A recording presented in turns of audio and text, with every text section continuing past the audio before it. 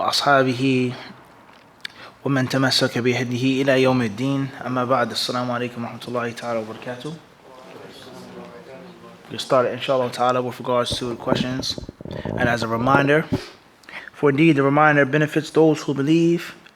State your city and town, state, country, name, first and last, if not then the initials. And each question will be given no more than 60 seconds of time for the answer. As far as questions that need more detail or things that need to be discussed in an entire class or lecture, then it will be made bidhnillahi ta'ala in their proper time. As far as the Q&A live, 1 minute for each answer, inshallah. Jazakumullah khairan. Thank you very much for understanding in advance.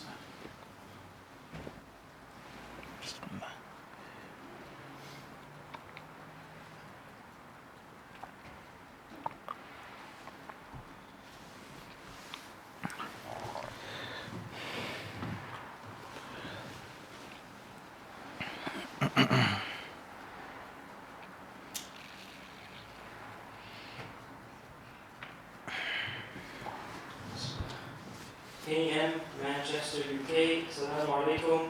There's a hadith in Sahihain reported by Mu'adh ibn Jabal when he was riding with the Prophet informs him of the right of Allah upon his slaves and the right of his slaves upon Allah. Mu'adh then asks the Prophet, shall I not inform the people? The Prophet tells him not to. So what's the reason Mu'adh ibn Jabal going against the command of the Prophet and narrating this hadith? How can we reconcile his obedience with this? Wa alaikum assalam wa rahmatullahi ta'ala wa barakatuh. The people of knowledge, they say that Mu'adh radiallahu ta'ala anhu informed the people of the hadith on his deathbed fear of falling into sin, i.e. the sin of hiding knowledge and of hoarding knowledge. Mu'adh radiallahu ta'ala anhu was a loyal disciple of the Messenger of Allah sallallahu alaihi wasallam. He was a prime student. So he understood that which was general and that which was specific, that which was absolute and that which was restricted. So as if he understood about the hadith of telling the people of the promise that they have, that Allah will not punish those who do not make any shirk with him, not to be an absolute prohibition, فَيَتَّكِلُوا, not an absolute, but only talking to someone that will mishandle and misuse that information and to leave off deeds based off of that promise. And as if he knew and understood that the sin of holding knowledge back was greater than the prohibition of not telling the people that. Wallahu a'lam.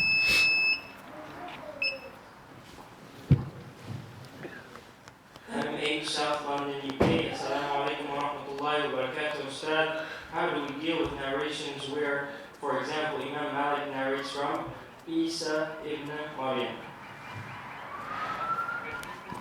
Wa alaikum assalam wa rahmatullahi ta'ala wa barakatuh. Perhaps the question is talking about that which is known as al-balaghat, is when Imam Malik says, or when Imam Malik narrates and the chain is totally missing. He quotes from someone that he didn't meet, whether it's a companion, whether it's the Prophet ﷺ, or certain narrations in which someone's quoting from the Injil, the Gospel, or Isa said. At the end of the day, a hadith, in order for it to be authentic, it has to fulfill certain conditions and requirements. From those conditions and requirements is that the chain is continuous. If the chain is not continuous, then you have your answer. The people of knowledge, they mention certain narrations, but there's never a thing which is going to be halal and haram. There's never going to be a staple part of the Islamic legislature or system that is going to be dependent upon these narrations that do not have full asanid, let alone the extreme difficulty of quoting from Isa ibn Maryam, who lived a very long time ago.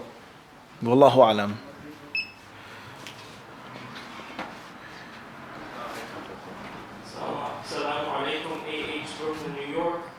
Is it mandatory to say peace be upon him for the Prophet Muhammad or any prophet whenever their names are mentioned? Wa alaikum assalam wa rahmatullahi ta'ala wa barakatuh. Some of the people of knowledge say that it's obligatory to send prayers upon the Prophet alayhi salatu wasalam when his name is mentioned, regardless whether it's done once in your lifetime. If you say sallallahu alaihi wasallam at least once in your lifetime, or whether it's to be said each and every single time. And some of them say that it's disliked, not necessarily haram, but disliked not to say sallallahu alaihi wasallam every time his name is mentioned. That's with regards to our Prophet Muhammad alayhi salatu wasalam. As far as the prophets and the messengers before them, then bi'idhnillahi ta'ala, or before him alayhi salam. Hopefully, inshallah, when their names are mentioned, you say alayhim salam or hakadha. Bi'idhnillahi ta'ala. As far as that being obligatory, different story. Wallahu alam. UW, London, UK. What is the ruling on lifting up my niqab in front of my stepbrother, my father's wife's son, barakallahu feek? Repeat the question again, please.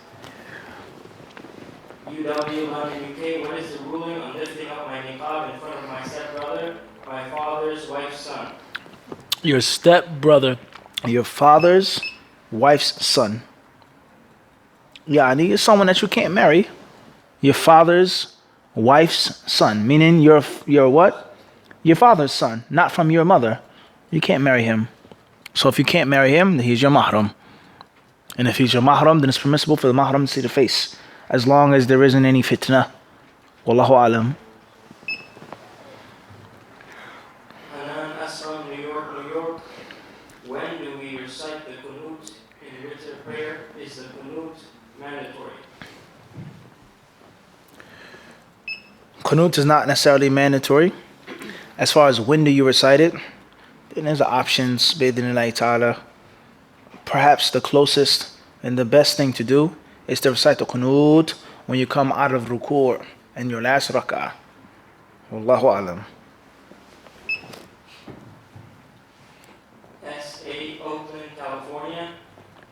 Is a person with schizophrenia who experiences auditory hallucinations, hears voices, obligated to pray? If he has the ability to pray, and he has the ability to understand the basics of the tahara, the purification in the prayer, then he should pray.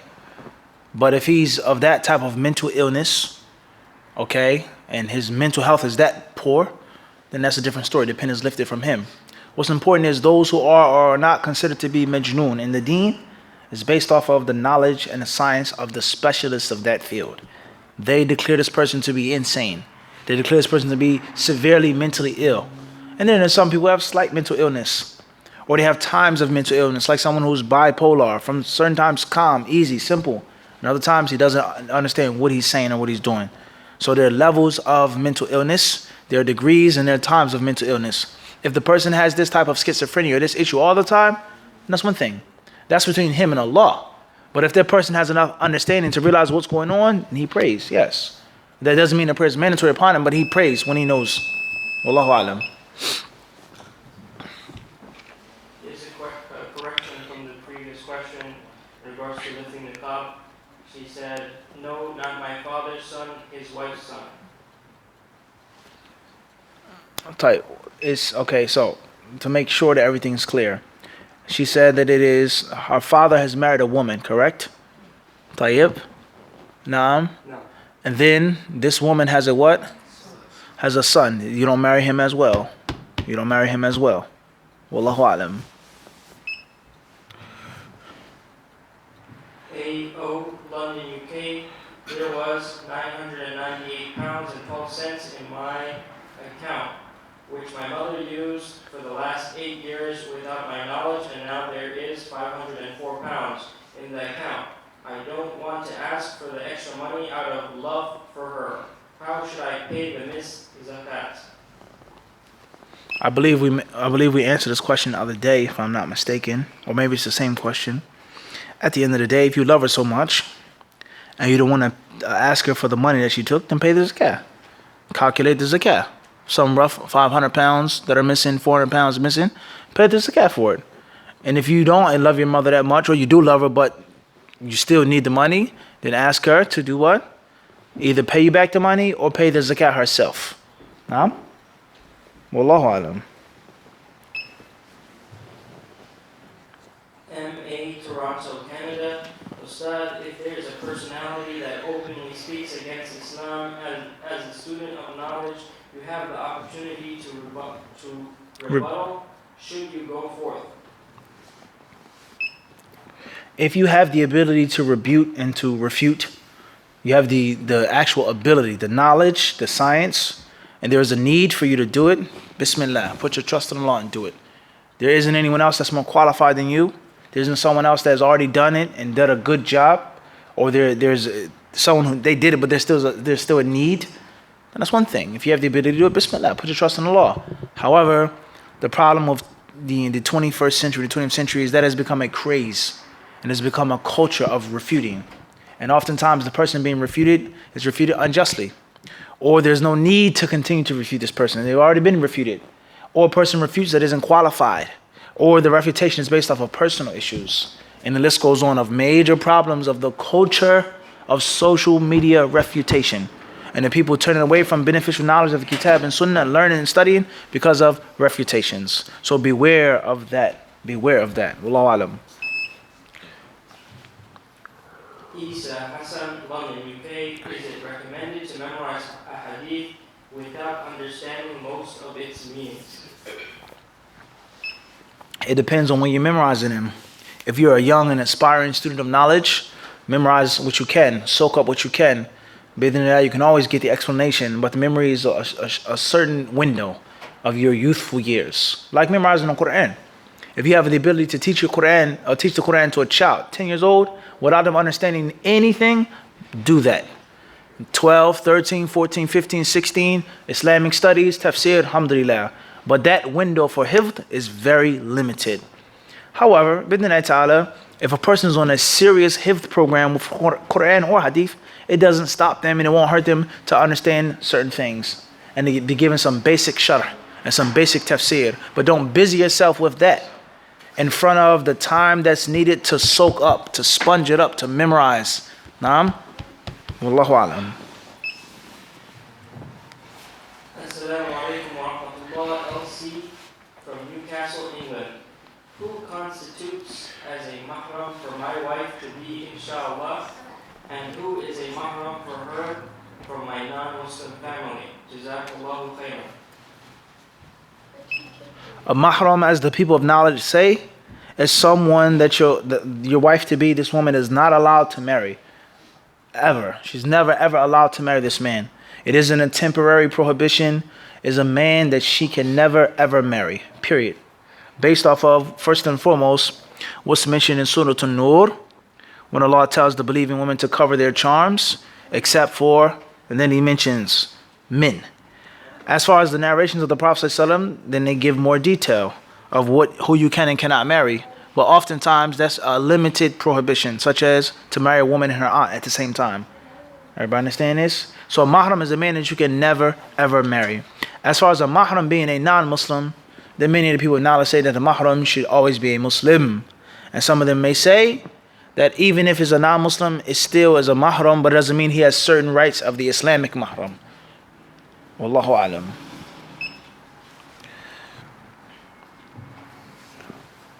There's an addendum to the previous question about the personality that openly speaks against Islam.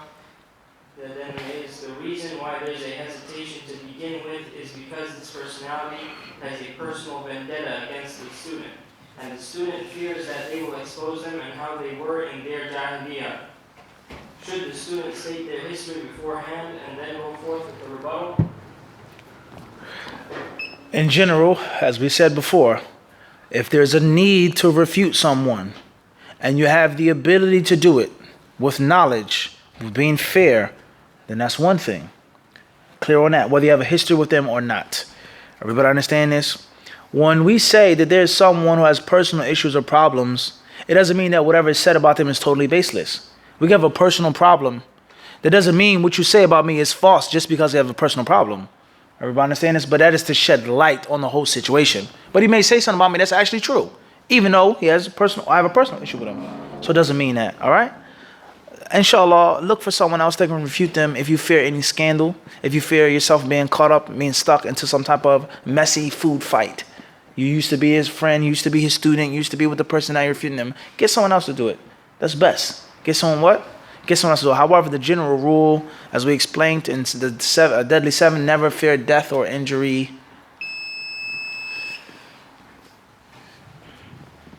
A.O. London, UK. Is buying shares in the car company Tesla permissible? Say that again. Is buying shares in the car company Tesla permissible? We previously mentioned a ruling on shares or stocks and different investments and things like this. If it's something that's absolutely permissible, Bismillah. If it's something that's absolutely haram, stay away from it. If there's something that's doubtful, something that's gray, maybe it's totally permissible, they do this, they ship things overseas, they deal with this, then you have to use your own discretion. What's the percentage of what's permissible and the percentage of what's impermissible? What do you feel comfortable with? What are there with regards to alternatives for investing your wealth, shares, so on and so forth? Those are the details with regards to buying and investing your wealth. Now, absolutely haram, no issue, no problem, stay away from. Something that's totally permissible, even though there are different things that are haram on the side, such as interest, insurance, but the product itself is permissible. It's one thing. Something that's half and half, 60-40, 70-30, that's a problem. And you have to make that decision. Wallahu alam. AO London UK, is islamweb.net a reliable website? I'm unfamiliar with the website, islam.web. I'm unfamiliar with that, so I can't give an accurate ruling on that. However, what's important is that there are many other websites which are reliable and are accurate. Stick with that which is well known and avoid that which is unknown and weird, peculiar, and ambiguous. Stick with that which is well known. Wallahu alam. AO London UK, is praying salah with a prayer hat that covers your entire forehead okay? There's nothing wrong with that. When you make the sujood, the skin of your forehead does not have to touch the ground. You can pray with a turban on, a wrap, a scully, a hat. What's important is what's meant by the jabha, the seventh bone, the seven bones, the seven places, is the actual part of your body. All right, everybody understand this? But it's not a condition that the skin has to be on the carpet. That's just hardship. If you feel uncomfortable, if you feel like that you want to play it safe, that's one thing. But to say that that's a condition, no. Because Islam is for every time and place. And there are times and places where it's cold, and there are times and places when it's hot. And there isn't a condition that one's direct skin has to come into instant contact with the earth. If that's the case, then the prayer will be invalid in all masjids. Wallahu alam. Hanan Aslam, New York, is a man allowed to pray Jama'ah with a non-mahram woman alone? Is a man allowed to pray with his wife or mother alone in Jama'ah? As far as the jama'ah, then the correct understanding is the jama'ah is to be made in the house of Allah. The jama'ah is to be made where the call is made for those prayers. Like Abdullah ibn Mas'ud radiyallahu ta'ala anhu said. That's what's important. Unless you're far from the masjid, very remote, we're out somewhere and we're going to make salah, said let's make jama'ah, labas. But if you live in a city and there's a masjid 2 blocks, 3 blocks, go to the masjid and do not pray jama'ah with your wife, with your mother, with your son, or with no one else. Go to the house of Allah subhanahu wa ta'ala. As far as making jama'ah with a woman that you're not a mahram for, then how? Yani in school, at the MSA, high school, at the musalla, when are you alone with this woman that you're not a mahram for? And that's obviously problematic, you being in seclusion with a woman that you're not a mahram for. But hypothetically speaking, I'm down the steps, the sister's up the steps, it's time for jama'ah. Tayyib. Or we're in the MSA. Wallahu a'lam. Assalamu alaikum, OA, Dortmund, Germany. Can a man remove the hair between his eyebrows? Wa alaikum assalam wa rahmatullahi wa barakatuh. If it's something that's totally irregular and totally unsightly, then perhaps. As far as if it's normal, it is not looked down upon. This race of people, this country, it's known that the men are very hairy and they have a unibrow, and this isn't something that's looked down upon. It isn't something that a woman will reject a man for marriage because of. Then don't remove it and leave it as it is naturally. As far as if something that's extremely unsightly and irregular, and it's a major blemish, then that's one thing. The people of knowledge, they say it's permissible to remove the aib and not necessarily permissible to enhance the beauty through surgical means. There's a difference. Izalat aib is one thing, something that's unsightly, that's irregular. Someone's teeth, someone's hair, so on and so forth. However, once you open up that door, many things are now on the table. And it can become dangerous. I can trim this, I can remove this, I have a big woolly beard, so on and so forth. Assalamu alaikum, Dahir Hassan, Toronto, Canada. Sheikh, is it permissible to buy a Christmas tree and buy presents with no intention of it being an act of worship, but just using it as a celebration? Muslims should not buy a Christmas tree. There's nothing wrong with buying gifts for your children, your family, your friends, your neighbors. Alhamdulillah. Buy gifts for the Muslims and for the non-Muslims. Call them to Islam. But nothing near or close December 25th. If you wish to buy a tree, you can buy a tree and plant it in your yard, which there are countless hadiths on the virtue of raising trees, planting trees. There's nothing wrong with that.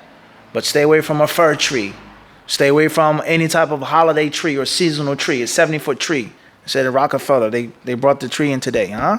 It's not even Thanksgiving yet. And they brought in a Christmas tree. 70 feet tall. Everybody understand this? The Muslims should avoid this. Stay away from that, period. Wallahu alam. AM, Manchester, UK. The Khawarij were stronger worshippers than us, but they were misguided. Did they know they were wrong, or did they think they were on the truth? With regards to the Khawarij, or any sect, any firqa, or jama'ah, or hizb, any group that has strayed from the correct path of the sunnah of the Prophet ﷺ, then there are levels of people in this group. There are those who are ru'us, du'at, callers to it, and the heads of it. They themselves could be mistaken. They themselves could be blind followers, or they could know that they are evil. But for one reason or another, they remain calling to misguidance. As far as the atba', the followers, the general laymen's, then in most cases, they don't know that they're wrong. They're just following, they're tagging along in most cases. And this is why the people of knowledge, they mention the difference with regards to narrating from an innovator between a da'iyah ila bid'ah and between someone who's a ghayr da'iyah. There's a difference. And ومن الغلط نحن نخلط بين هذا وذاك ونعمم. It's a mistake to deal with all of them the same. Allahu alam. AO, London, UK. I owe Miss Zakat for the last 8 years plus, but I only know how much I had for the last 8 years only, and not beyond the last 8 years. Should I only give Zakat for the last 8 years? If you have the ability to give for more than 8 years, then do that. It's not a hardship upon you. Pay zakat for 10 years. If you can. If you can. Cover yourself. Try your best. Make it the closest estimation that you can possibly make. Bidhnillahi ta'ala. So I know for sure 8 years. I'm not sure. It could be 10 years. It could be 12 years. Let me do 10. Make istighfar. Ask Allah to forgive you for your heedlessness and give abundance of sadaqah. Abundance of sadaqah. And the sadaqah that you give doesn't have to be a lot of money. It could be food, feeding people every day. No? Everybody understand this? In Saudi Arabia, when I was there in Medina, there was a wealthy man. He wasn't a prince or anything. Every single day, he had free lunch in his house. Anyone was invited. Fresh camel milk, fresh camel meat, whatever. Anyone, poor, black, white, yellow, red, could come in and eat lunch. Everybody understand this? So the same applies. It doesn't have to be an extravagant amount of sadaqah. Feeding a person every day to cover for those errors. Wallahu a'lam. HA, Berkshire, UK. My sister has to pay zakat on savings. She asks if she can use the zakat money for regular charity she pays monthly every 2 months to poor families. Can she do this, or must she pay it all at once at the time that zakat is due? When the zakat is due, pay it all at once. Pay all of your zakat that's due at once. Sadaqah, different story. But actual zakatul mal, for your savings, or whatever you're paying zakatul mal for, whatever it is, jewelry, merchandise, etc. Naam, whatever you're paying zakatul mal for, pay it at once in one lump sum. And it's permissible within Allah Ta'ala to split it up among the recipients. But do not say I'm going to pay half now, a half. No. Pay it all at once in one lump sum. Wallahu alam. Assalamu alaikum wa rahmatullahi wa barakatuh. Shaykh, may Allah preserve you. UW, London, UK. Do you recommend memorizing Quran and Hadith alongside each other, or should you focus on one, then move to the next? The general answer is depends on the person. If you can multitask, then multitask. If you're not a good multitasker, focus on one thing. If you plan on being a professional student of knowledge, do more than one. If you just want to memorize the Quran for the sheer virtue of memorizing Allah's words, then that's more than enough of nobility. Or even if you are a student of knowledge and you plan on beginning your career, start off with the Quran, but in a realistic time period. You can't say, I'm going to spend 5 years just to memorize the Quran and I want to be a real student of knowledge. That's 5 years that you have to know the basics of usul al-fiqh. 5 years you have to know the basics of aqidah. It's not that simple. 2 years, one thing. 3 years at max, mumkin. But I'm going to spend 5, 6 years just memorize the Quran and I want to be a student of knowledge in the long run. You don't have that type of time like that. Everybody understand that you can make a main focus, 80-20, 70-30, but it can't be 100% just Quran. And I actually plan on being a what? A serious student of knowledge in the future, unless you're very young and you're in a place in which there are people that can suffice you. AO London, UK. For the one who has urine incontinence, do I have to clean my private parts before praying each salah, or is just doing wudu before each salah sufficient? If you have the ability to clean and wash for each salah, then that's what you must do. If you have the ability, without a hardship, without a clear, tangible hardship. As far as a person who's traveling, or a person who's outside of the home, I work, I go to school, I go to college, I have a job. It's a hardship going to the bathroom, there's water, it's cold. That's one thing. La yukallifu Allahu nafsan illa wus'aha. But if you have the ability to do so, then that is your responsibility. To clean yourself physically, and then clean yourself ritually before each salah. After you've done that, if the urine trickles directly afterwards, pray. Make your dhuhr and make all rak'at of dhuhr. Do whatever you want to do from that which requires wudu. And when asr comes in, wash, make wudu. And if you cannot wash, then at least make the wudu. Wallahu a'lam. Abu Abdulaziz ibn Emmett. Assalamu alaikum wa rahmatullah. Detroit. A person has bought a car with riba. They regret the decision. What should they do considering they still have 3 years off payments left? Keep regretting, make tawbah, and finish your financial responsibilities. Get rid of whatever you can. Get out of the situation to the best way you know how. You just abandoning the payments, getting rid of the car 100% is only going to make things worse. And it's only going to lead you into a deeper hole of riba.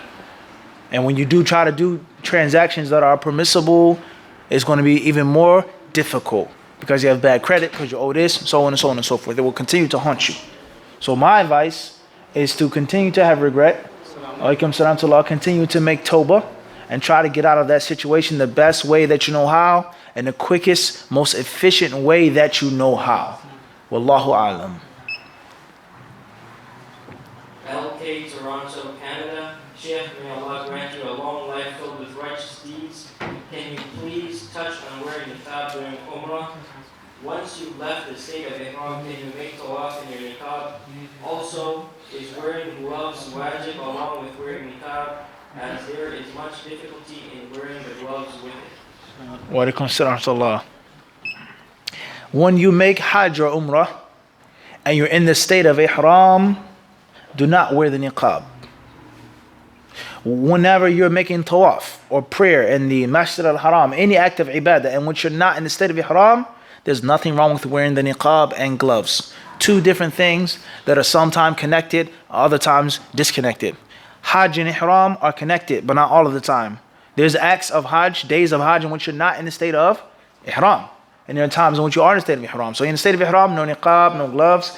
Outside of ihram, niqab and gloves, not best. As far as wearing gloves, then if you are of the teaching or the following that it's obligatory for everything to be covered on a woman's body, then there's no exception. There's no difference between hands and face. Either hands and face or everything.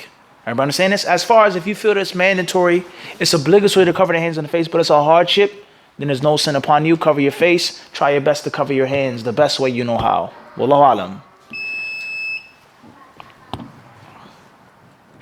Assalamu alaikum. DH, Toronto, Canada. Sheikh, what's riba? And is it haram to have a credit card? As far as the riba, It's a very long discussion. I think and I feel that the most important concept of riba today, especially in Western countries, is concerning riba nasi'ah, is the riba of debt. You borrow money, you purchase something or whatever the case may be, credit is lent to you, you have to pay it back with a percentage. Everybody understand this? There are two main types of riba, riba al-fadl and riba nasi'ah. Riba nasi'ah is that which regards to paying back, giving back, and you have that is percentage that is on your debt. That's what riba is. As far as having a credit card, then I would say it depends on what type of credit card you have. It depends on what you need the credit card for, and it depends on how you behave with this credit card. You have self-discipline, self-control, one thing. You know that you don't have self-control, you're going to fall into it, that's a different story. We've answered this question in detail in Mufti Q&A Volume 1. We don't have the time to go further than that.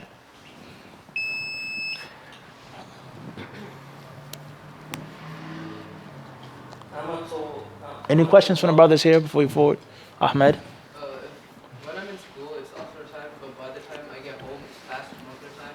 Should I pray Maghrib in school or when I come home? Say the question once more. When I'm in school, it's after time. Clear. When I get home, it's past Maghrib time. Clear. Should I pray Maghrib before leaving? Are you missing Maghrib or Asr? Maghrib. Repeat your question once more. Listen carefully. You're in school. It's Asr time. Yeah. You prayed Asr or not? Yeah, pretty much. Okay. When you say the question, it sounds like you're missing Asr. Clear? So when you get home, it's Maghrib time, but it's later. Yeah. Correct? Sorry, it depends on how late it is. And it depends on what's easy. The question is regarding, I'm in school, it's Asr time. I get home, it's past Maghrib time. Maghrib is still in, but half an hour, 45 minutes, etc. Should I make Maghrib in school? So on and so forth. What's important is, if you can make Maghrib as soon as it comes in, that's the closest thing to the Sunnah. To make Maghrib as soon as it comes in. Maghrib is not a prayer that should be delayed like Fajr sometimes, or Isha, or Asr and Dhuhr when it's really, really hot. Maghrib is to be made as soon as you possibly can. So if you can make it in school with all the necessary conditions, alhamdulillah. If you can't, if it's the difficulty of making it in school and you get home and it's 30 minutes later, that's one thing. But the believer in general is not going to feel comfortable with the salat just going by. Even though it's still in. You start getting a little anxious, a little nervous. I'm on the train, 30 minutes, 20 minutes. So make the Maghrib, if you can, in school as soon as you can. Wallahu alam. Adam. Is it possible for someone to make hijrah to any of the Muslim countries and their parents or parent is not pleased with them? Is it permissible to make hijrah to a Muslim country and their parents are displeased with them? Do your parents need you? It's the first important question. Do they need your service? You have an old mother that has bad knees, her food. You have to change her clothes, wash her up, take care of her. You're the caretaker of your mother. That's one thing. Your mother is totally healthy. She works, she drives, she's trying to be young. She doesn't need you at all. That's one thing. Your parents are religious people of sunnah. One issue. Or people that are dunya followers. Everything's dunya, dunya, dunya, dunya, dunya.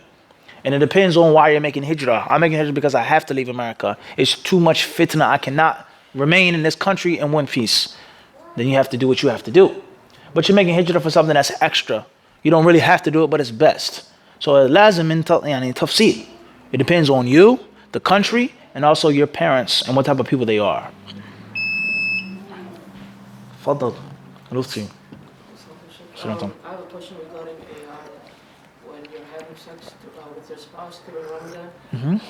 Regarding kafara, is it mandatory for you to do the first two steps before feeding the poor, or can you just skip the two options and just go and fast the 2 months?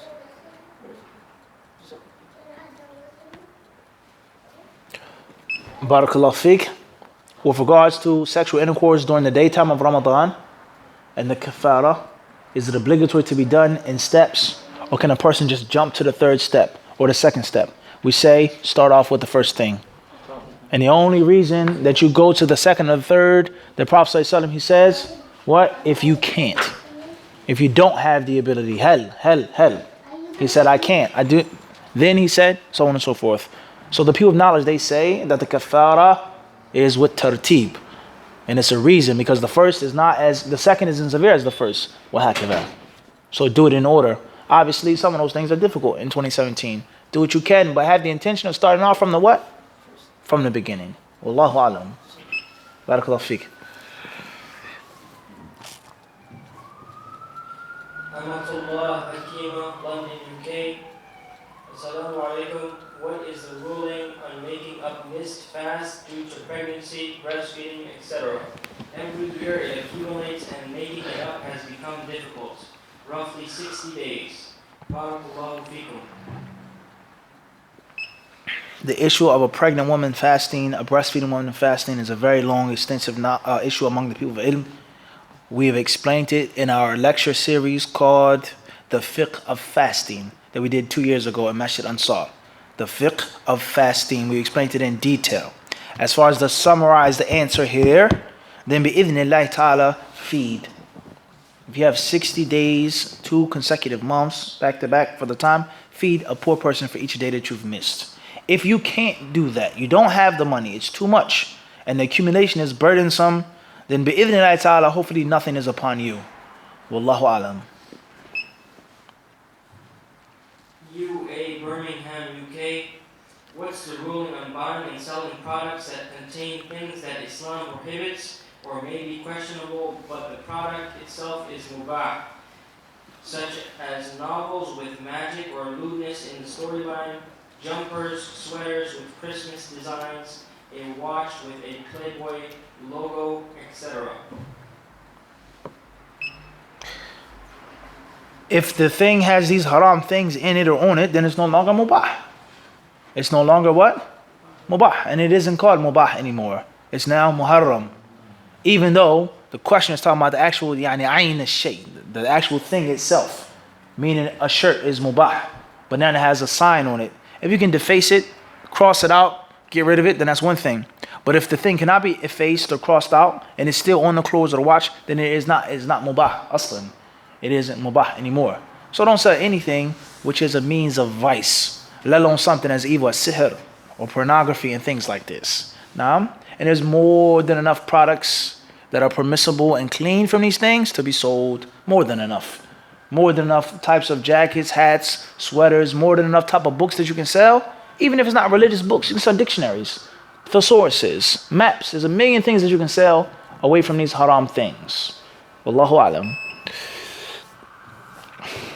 AB, London, UK. My zakat due date is based open when my money went above the nisab level, according to my bank account. But I know before I opened the account I had money above the nisab, but not sure of the date. Should I stick with the zakat due date according to my bank account? No, don't stick with the bank account because you clearly know that that's not accurate. So it's of no value anymore. You know that the bank account is not as accurate as it should be. So try your best to come as early as you possibly can, to bring it as early as possible. The bank says December 11th. Everybody understand this? That's what the banknote says. But I know for sure it was before then. So if it's in November, pay it in November if you can. Don't go with that which is inaccurate. Inaccuracy doesn't mean anything in life. You know something's wrong as if it doesn't what? Exist. Because it's not what? It's not accurate. And the only thing that actually exists in the real world are facts. And you notice something is no longer what? A fact. Wallahu alam. Arba, Assalamu alaikum wa rahmatullahi wa barakatuh. Ya Shaykhana A.J. Bowie, MD. Where to buy Hadith Disciple products? Wa alaikum assalam wa rahmatullahi ta'ala wa barakatuh. Hadith Disciple products, bidhnillah, is something that needs to be added to the website. The books, the shirts, the cups, so on and so forth. It's something that needs to be revamped. It needs to be taken under a whole new rehabilitation. Bidhnillah ta'ala, we're in the process of updating the website, allowing it to have more sections, more tabs, and also opening up the store. Bidhnillah ta'ala, please forgive me for my shortcomings. I blame myself for one reason or another. Well, as soon as those things are available, we will try to contact you, bidhnillah subhanahu wa ta'ala, so you can buy some of the things that are for sale. Jazakallahu khairan. It's on Facebook. Huh? Facebook. That's different. Yeah. Jazakallah khair. That's confusing because that's not necessarily long story. Shukran. Thank you. Hey, I'm Manchester, UK. About maybe once a week I miss Salatul Fajr due to oversleeping. I am a practicing Muslim, pray Fard, pray Sunnah, make up the Salah, the same day, fast, give charity, etc. There's a hadith which says, no prayer is heavier for the hypocrites than the Fajr and the Isha prayers. Am I considered a munafiq due to missing Fajr Salah? No, you're not considered as being munafiq because you're asking a question. A munafiq would never ask a question, am I a munafiq? Munafiq would never care about being a munafiq. As the Salaf al-Salih mentioned, okay, that the munafiqeen are those who feel safe from nifaq, and the believers are those who fear nifaq. So one of the greatest signs that a person is not a munafiq is that when he has a real fear of it, and he has to ask himself that question. Very important because this comes all the time. Everybody asks this question. Am I a hypocrite? I have to do a class. I still make sin, so on and so forth. If you have that fear, then that in itself, inshallah, is a sign that you're not a munafiq because you wouldn't have that fear if you were a munafiq. Munafiq thinks that he's safe. Secondly is, that hadith is pertaining to the jama'ah. And the hadith is not necessarily pertaining to Fajr. Even though praying Fajr on time, even by itself, is mandatory. But that hadith is talking about the jama'ah. It's talking about the jama'ah. Everybody understand this? So be then try to get yourself a good alarm clock and make your intention to get up at night. Hanan Aslam, New York, New York. My friend that is coming to Islam asked me, if there is a book written about what we will do and what we will become, why do we need to do anything or try? Should I ask this for him or should I make him ask it himself? He can ask it without hardship. He is just forgetful of the class time. I would say, look at what type of person this is, what type of friend this is. For example, ask him, do they play video games? You like video games? So the video game, is it programmed or not? You still try your best to win the game though, but you don't know what the CPU is going to do, correct? The computer may be a glitch, maybe a bug, it may be this, it may be on cheat mode. You don't know that, but you still pick up the joystick and what? A real gamer, he tries his hardest to do what? To win. And then, they cheated me. That's not fair. You can't get past this board. After the what? The fact that you put in all of your what? Efforts. So it's unknown to you. Yet and still, you still play the game. Everybody understand this is unknown to you. You don't know what's the creed. And the fact that you ask the question, that's time and energy and effort that's wasted in you doing what you're supposed to do. If Islam, if everything is the creed, what's the purpose? You asking that question proves the validity of Islam. That's what I would tell them. AO, London, UK.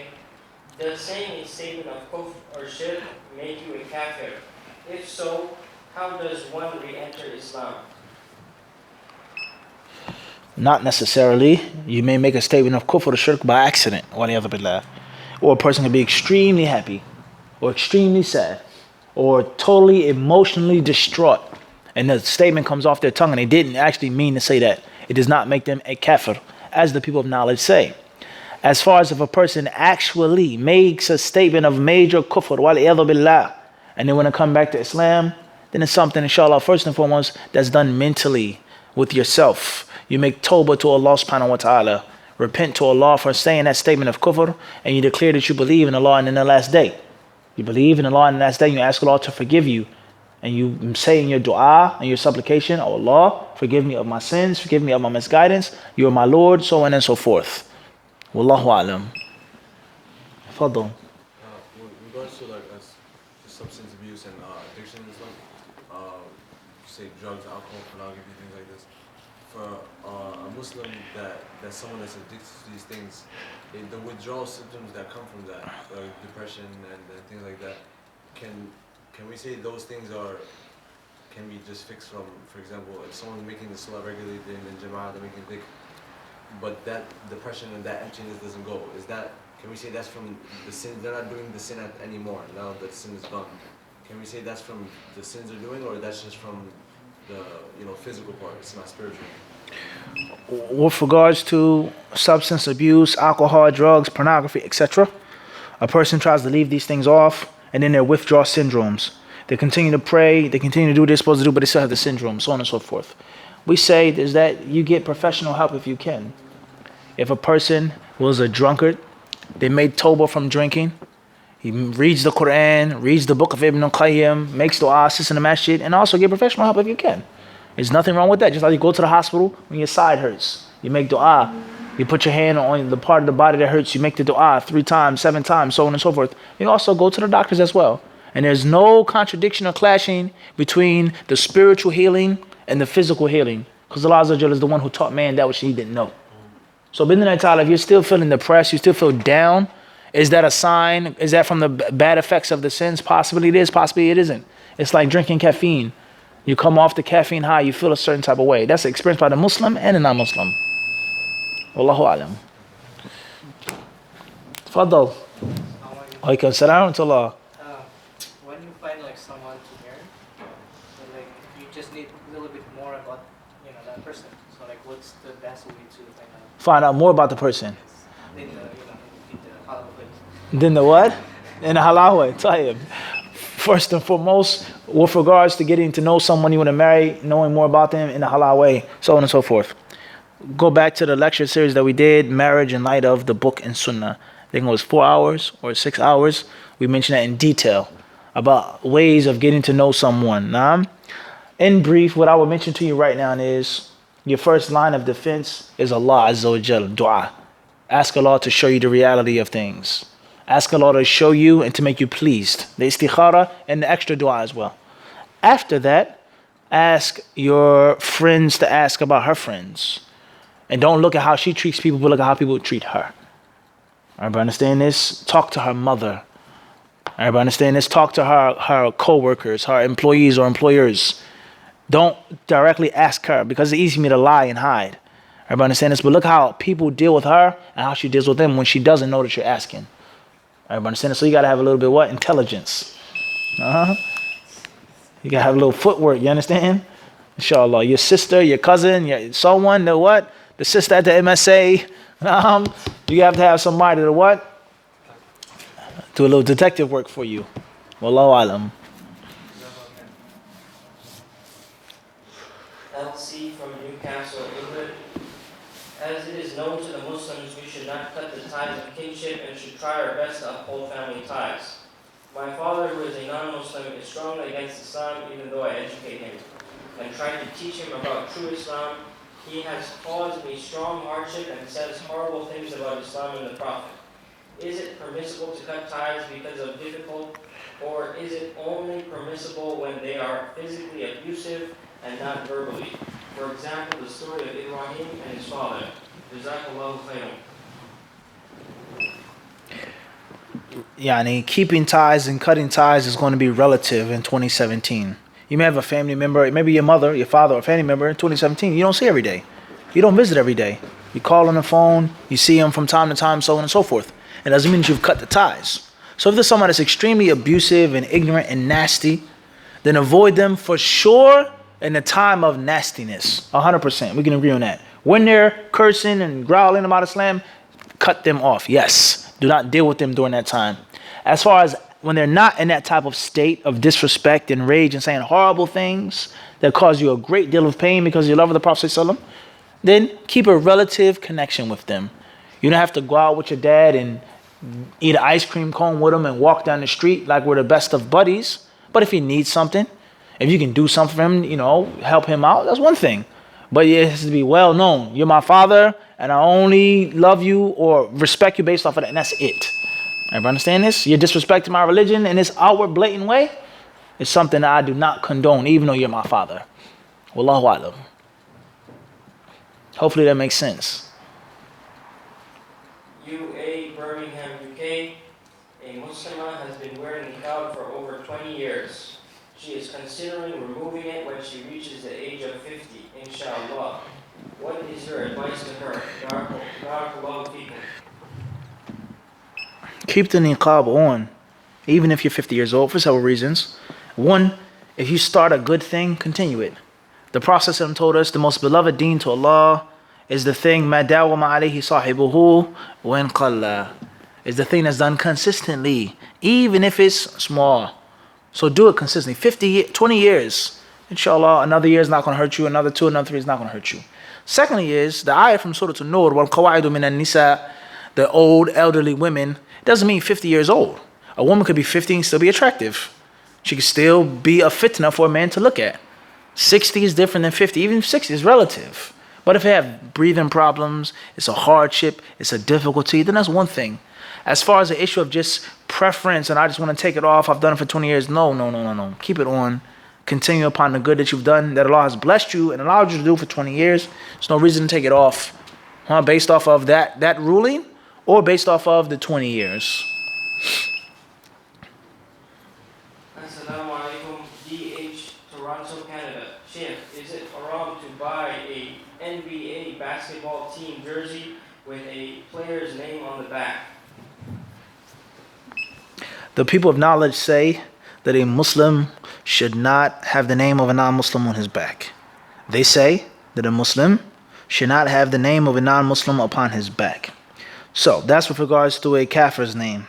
There are many NBA players that are Muslim. Tahib, Naam. That's one thing. However, a person is still representing a team, still representing the logo, so on and so forth. What I would say right now is to say that it's absolutely haram to buy a jersey, even with a kafir's name. I'm not going to say that. I'm not saying that it's haram to buy a jersey with a kafir's name on it. Wearing it, that's what the people of knowledge say. A Muslim's name, perhaps. But the concept is a sad reality. There are many things that we do on a daily basis that go against al-wala' wal-bara, living in Western countries. And there's no escape from it because you can't live in an Eastern country for one reason or another. And the reason why they say the Muslim should not have the name of the kafir on his back is because of al-wala' wal-bara. Wallahu alam. AM, Springfield, Virginia, George Mason University. Is cryptocurrency permissible to buy and sell? Please explain in detail exactly what you mean.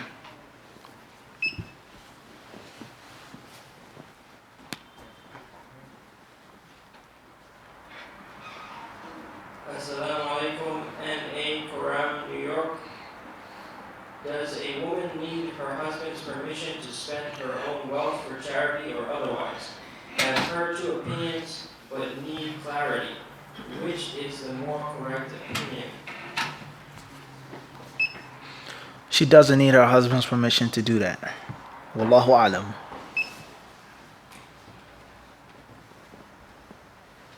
Assalamu alaikum, Mufti Bashir Ali, Toronto, Canada. I got too many different opinions regarding dhikr after salah.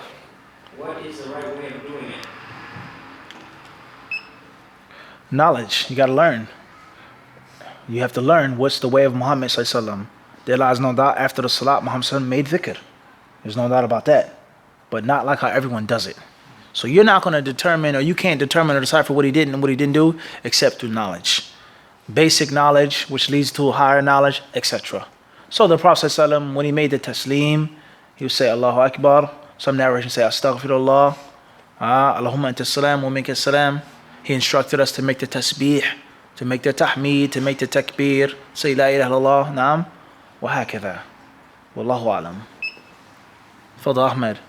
Can you make dua in your own language in the first salah or only in the sunnah? Can you make dua in your own language in the fard salah or only in the sunnah salah? I would advise to avoid that in any salah, fard or sunnah, but especially not in the fard salah. If it's something that you want to ask Allah for, that's very important that you have to do it in the salah, learn how to say it in Arabic. Or more importantly, or better than that, is to learn one of the prophetic supplications that is comprehensive for those things, and which you don't have to mention your specific way, a specific thing. Everybody understand this? And perhaps that's your inspiration for learning Arabic. Wallahu alam. AO London, UK. Does avoiding tax in a Western country permissible by lying about your wealth income? If you avoid tax by lying off your income, then there are other things that you fall into, which are equally as bad, if not worse, than paying tax. By living in America, by living in a Western country. Everybody understand this? By buying things, and the list goes on. the bottom line is that, as I just said about the wala wal bara, we're in the Kafir's name on the back of your jersey, is that there are certain things because of the modern political system of the world today that the Muslims are forced to do. And that's the bottom line. And if you try to live in a fantasy world, then you'll live in a fantasy world. There are certain things, it's just how it is, and you can't get out of it. You can try your best to make it taqallul, to minimize it, to lessen it. But there's general concept of you living in this country, you being a citizen in this country, you're part of a bigger plan, a bigger scheme. Everybody understand this? You don't pay taxes, but you live there. Everybody understand this? So fear Allah to the best of your ability.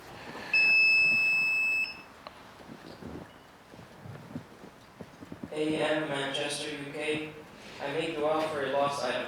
Allah accepted dua and returned my lost item. Do I get hasana for that dua, or is the hasana of doing that dua replaced by Allah accepting that dua?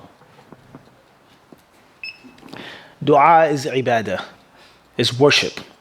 If you perform an act of worship with sincerity and following the sunnah, bid'Allah ta'ala, you get the reward for it. Whether you get the thing that you asked for, whether it happens in life, it's ibadah. And we can never ever lose focus that dua is ibadah. And Allah loves dua. And Allah does not like those who do not make dua. He hates those who are too prideful to call upon Him and ask Him for whatever that thing is. So, if you have sincerity, if you made the dua in a proper, authentic sunnah way, and you don't have anything else which will prevent your act of ibadah from being accepted, then bi'idhnillah ta'ala you get the ajr even if you find the lost possession. Wallahu alam. Abu Tawheed. In my family, there's a father, he has a family, has a couple of kids. The two other kids abandoned him. He feels like they abandoned him when he was struggling. And when he wrote his will, he didn't include them in his property in his will. So I was wondering if that haram upon him, not including them in the will. Clear. And his reason is that they abandoned me when I needed them, my other kids didn't, so I included them. Clear. With regards to, and we definitely don't have enough time for this answer. With regards to a will, someone has children, the children have abandoned him. He didn't include those children in his will. And he feels that the children that stood by his side are those who deserve whatever he's going to put in his will is permissible. Like we said last night, mentioned taqwa. In Islam, there's a difference between will and inheritance. They aren't the same. Wasiyah and al-mawarith, two different things, or al-irth, two concepts. Writing a will and you dying and the money being split up are two different concepts in Islam. In America, it's a different story. Everybody understand this? At the end of the day, it goes back to the Western system. You live in a place in which you may have to put things in a will, and if you don't, nothing will be done with it, and your money will be taken. So, bid'Allah ta'ala, the question needs more time. The answer needs more time, but the bottom line is, it's a rock and a hard place. Because in Islam, there is no writing a will for your children. You understand? Inshallah, we'll answer that question with more detail in the end of the session. In the end of the session, huh? ذكرنا شيخ نوح. ما ننسى. طيب. Abu Amin. Question of a woman who has lost her husband. Her husband has died, and now she has, I guess, an iddah after that. How long is the iddah, and is it that she must stay inside the house, as is the custom of many African countries, that she must remain in the house for her iddah? طيب. Allah Azza wa Jal clearly tells us the iddah of a widow. 4 months and 10 days. The iddah of a widow, a woman who loses her husband, 4 months and 10 days. Clear on that? It is not haram for her to leave the home. It's permissible for her to leave the home for need and necessity. She doesn't put on makeup, perfume, adorn herself. Everybody understand this? The concept of excessively leaving the home, excessive mixing with people, and not giving the full rights to her husband, that is what's prohibited in Sharia. It does not mean that she cannot leave the house mutlaqan at all. Does not mean that. But what's important is she makes the iddah in her husband's home, and it does mean 24 hours a day. Wallahu alam. Fadl Adam. What are the best ways, that someone could improve in, writing Arabic? Writing Arabic? What's one of the best ways of improving to write in Arabic? There are many ways. One of the ways is to get a professional mentor, a real mentor. Not a brother that's going to help you, but somebody that you may have to pay money, a professional, a real person who's a scribe, someone who's talented, skilled, and experienced. And oftentimes we don't take things serious unless we pay money for them, unfortunately. You don't take it serious unless you pay money. Brother offers to teach you Quran, I can't make it, I got a headache, got that morning sickness. But when you know that you paying money, it's a different story. So I would advise you to enroll in an institute or a school that teaches al-Khat al-Arabi.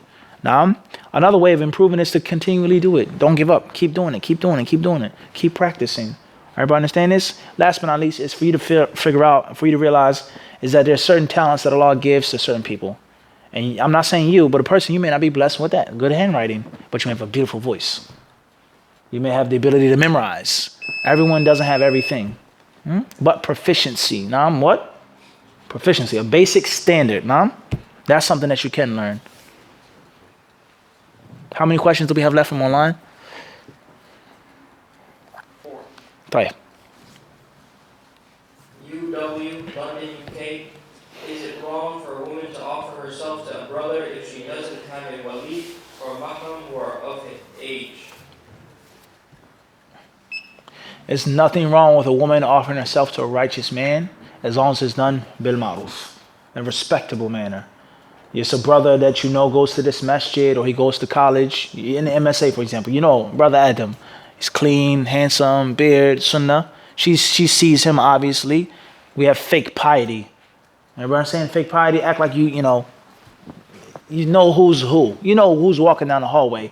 You know who's sitting in the class. Let's stop the fakeness now. In New York City, going to a free mixed college, you know who's who. It doesn't mean that you have to lust off of Brother Adam, but you know what? Who he is. So if you feel that he's a righteous brother, you can send him a note. If you had his number through the MSA group chat, or she walks him, Assalamu alaikum, brother, she has to stare him in his eyes. I'm interested in you talking to my father. Or I'm interested in marrying you. Labas. There's nothing wrong with that. A woman came to the Prophet and she offered herself to him. And the Prophet kindly refused. But al-muhim ish bil ma'ruf, in a respectable manner, huh? Sitting, drinking coffee together. Different story, huh? Hot cocoa and snack that. Fadal. We have 3 more left, inshallah. Then we come back to Abu Tawheed's issue and Abu Amin's issue. LC from Newcastle, England. The answer you gave in regards to my father makes sense, and Jazakallahu khairan. Also curious as to where you got the thobe similar to the one you are wearing, but the white straps in the middle, or style, or from which country this is from. طيب. Khairan, inshallah. Thank you very much. Saying that the answer made sense. Jazakallah khairan. As far as the thobe that we have on the garment, then I would say, whether it's the all black one or the black and white one or the blue and white one or the all white one, there's several ones, then this is considered to be a traditional Tai Chi jacket. If you Google Tai Chi, TAI-CHI jacket, you'll find the different results. Or you can type in Bruce Lee jacket or a Kung Fu shirt. There are different variations, there are different colors, different styles, some with pockets up top, pockets beneath, white collar. That's your own discretion. Everybody understand this? I wear it for several reasons. I like to wear it. It makes me feel comfortable. Alhamdulillah. If you want to wear it, that's what you Google in, inshallah, and you should be able to find Amazon, eBay, whatever, get it shipped, or your local Kung Fu supermarket. Inshallah.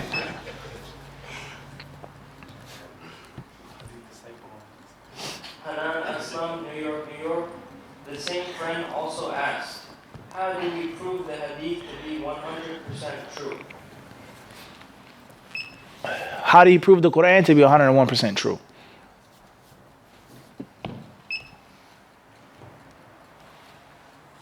AO London, UK. Are all the Rafida, Ithna Ashari, and Alawi kuffar? Can layman Muslims see them as kuffar?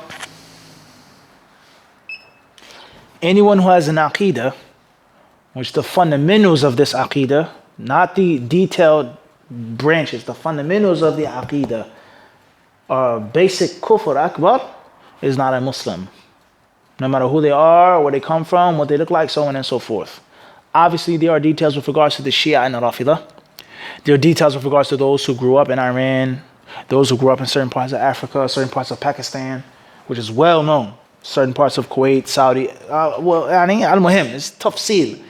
But the general rule is that the basic principle of their aqidah is kufr akbar. Then that's not Islam. Follower or head.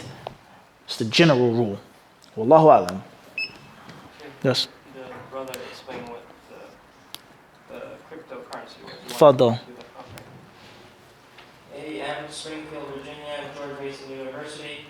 Cryptocurrency, like Bitcoin, is virtual currency which people buy and sell. It is like trading physical currency, but it is virtual. One may say it is not real and it is virtual, but a friend of mine made the argument that it is purer than the monetary system we are currently involved in. Jazakallah khairan for explaining what it is. Cryptocurrency, etc. First and foremost is rulings of currency and trading currency.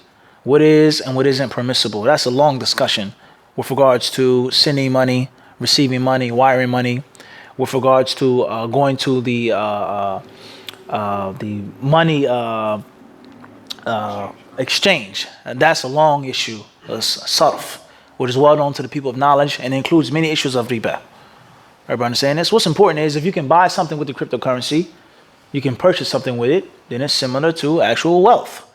Everybody understand this? And the rules of it will apply to that as well. However, there are specific dimensions such as the money not being present, similar to credit, it seems. In other words, you can buy something online and you never exchange or touch any what? Whack at that. So it's detail. Wallahu alam. Tayyib, that concludes the online questions. More came, one more. Yeah. Well, as long as we're out of the hole, of the ones that we had. Abu Tawheed, we said in brief, and we'll try to keep this brief, but not a minute, is that in Islam, we have the will, and then we have actual inheritance. To keep things simple, in Islam, according to the Sharia, a will is something that I write myself. And there are certain people that can and cannot be mentioned in this will. And there are certain amounts that can and cannot be given to those people in this will.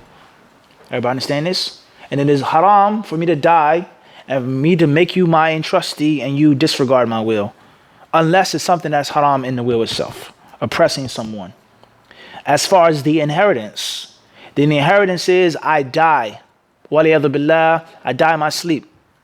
I died in a car accident. I wrote no will whatsoever. And I have $2 million left in my shoebox or my closet. 2 million may not fit in the shoebox. A collection of boxes or in a bank account. Al-Muhim, wherever your money is. Everybody understand this? And I wrote no will. Then, according to the Islamic legislature, that 2 million is supposed to be what? Divided and distributed. My wife gets this, second wife gets that. I have a third wife, she gets kada. Children, aunt, uncle, this one doesn't get it. According to what's mentioned in the Kitab and in the Sunnah, such as Surah An-Nisa. Being everybody understand this? Mathalan. Okay, your children, a thuman, rubu', nisf, all wealth, etc. Depending on what's mentioned in the details of the Kitab and the Sunnah. And this has nothing to do with what I wrote. There's nothing to do with who I like and who I don't like. Who was a pious son, a righteous child, or a wicked, ungrateful child. It has nothing to do with it. The wealth has to be what, Khalid? Dispersed, according to what Allah and His Master have decided. So that's automatically a what? Yarhamakallah, a difference. Everybody understand this? So in Islam, as a brief example, you are not allowed to write in your will for someone that normally inherits. A warith, an heir. Because that means that a person gets what? Double. Everybody understand this? And some of the people nowadays, they say, it's permissible for you to put an heir in your will if the rest of the heirs don't mind. If they what? If they don't mind. Let me make an example of this. A son. A son inherits without a doubt. So for example, this son, not only was he your son, and he was a righteous pious son, but he was your student as well. He was your main student. You taught him all the Islamic knowledge. He became a scholar like you before you died. Clear on this? So the father, not only does he wants the son to inherit, but I also want to what? Leave something behind for him because he was such a good son, and I know he's fulfilling my responsibilities after I go.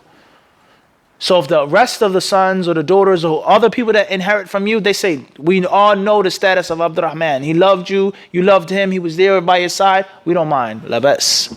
But if they say no, he's going to get a such amount of money from the 2 million and a will, la. So that automatically excludes the modern system that we have today, in which all inheritance is based off of a what? A will. That's extremely what? Problematic.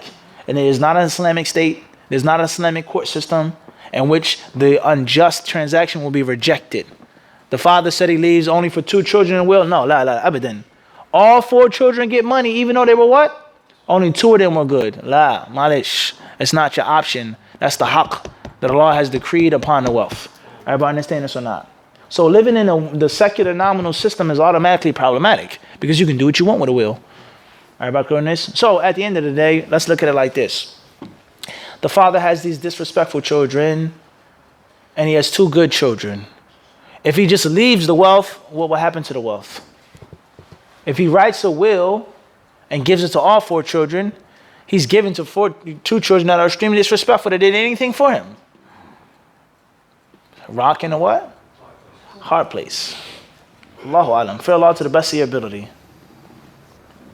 Abu Amin, with regards to the widow, the only thing I want to say about that answer was, in most Muslim countries that you go to, whether it's Africa or Asia, or wherever you go, there are many customs and practices, if not most of them, that are based off of the Sunnah, initially. Everybody understand this? However, they added something to it. They tweaked it. They formed it into a way that now has become far from the Sunnah. And this is why the people of knowledge, they say there are 2 types of bid'ah. 2 types of bid'ah. We have bid'ah haqiqiyah and bid'ah udafiyah. The bid'ah that is a stone cold bid'ah, straight made up. And then we have the bid'ah which is based off of Sunnah. But they add a number to it. They add a style to it. They add a specific place, a specific form to it, and then it becomes a relative bid'ah. It's idafa. It's piggybacking off the actual authentic hadith. Everybody understand? That's when it comes to funerals, marriages. Most Muslim countries that you go to, people are good people. They're decent people, but they're just ignorant. And they've been living upon ignorance for years. And they've had people that have been their scholars and their leaders that have been ignorant for years. And many of them, in fact, most of them, they know that it's wrong, but they still have extreme power and influence on the people. Everybody understand this? As we said, all those who have power, they what? They fear to lose it. Everybody clear on this? So the bottom line is that most things you find in Africa, West Africa, North Africa, this part of Africa, the other countries, but your question about Africa, is based off of something from the Sunnah. So a woman not leaving her home absolutely is not absolutely correct. But it's what? It's based off of something. There's an asl to it. Dhikr, there's an asl to it. Mourning over the dead, there's a what? Some type of asl to it. But the people that go extreme, the shaitan comes to them, he whispers to them, and then there's ignorance, and then there's a mixture of the culture. And then there's a fusion now. New York City is no difference. Wallahu alam. Inshallah, we'll stop here. Jazakumullah khairan. Huh? One more question. One more question from online? No. Tfaddal. Muaz Saleh from Birmingham, UK. Akhi, what is your advice for university students regarding marriage? Wa alaikum assalam wa rahmatullahi wa barakatuh. My advice to university students in marriage, if you have the ability to get married, get married. That's the Prophet's advice. فَإِنَّهُ أَغَضُّ لِلْبَصَرِ وَأَحْسَنُ لِلْفَرْجِ. It keeps your eyes pure and it keeps your private areas chaste. I.e., if you don't get married and you have these desires and you have the ability to get married, your eyes, your gaze won't be pure. And neither will your private parts remain chaste, except for the one that Allah protects. So if you can get married, do it. Marry a girl that's going to school with you. You guys can help each other out. You want to defer the children, so on, however you work it out. But you have a permissible outlet for your desires. And you're in a place in which there's women dressed and decent from the beginning to the end. Men, homosexuality, this and that. Stress, problem, this is a reality. And marriage and sexual intercourse is something that's made for the human being's benefit. So if you can get married, get married. Wallahu alam. Ahmed, last question. Are the female slaves of the Prophet considered the mothers to believe